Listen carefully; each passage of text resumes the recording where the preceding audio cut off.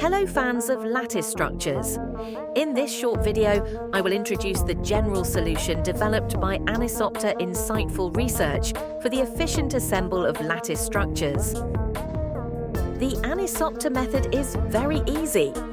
Let's take a geodesic dome as an example and focus on this small section near the ground. First of all, a first node element with passing through channels is provided. Then, a first bar is inserted deep into one of them. Similarly, a second node element is also provided to receive a second bar as well. Next, a third node element is placed near the free bar ends. In this configuration, the deep insertion of the bars prevents any interference. Finally, the bars can be directly inserted and secured to the channels without causing deformations.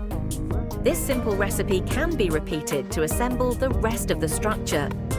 As before, the new bars are deeply inserted into the corresponding channels to enable placing and securing the remaining nodes. The disassemble method is also very simple. In order to remove this node, all connected bars must be extracted from the channels first. It is only possible if surrounding nodes are ready to deeply insert the corresponding bars without interference. This is the key of our method. Once the channels are free, the node and the bars can be easily removed or replaced as necessary. That's all. Thanks for watching. For more info, please check the link in the description.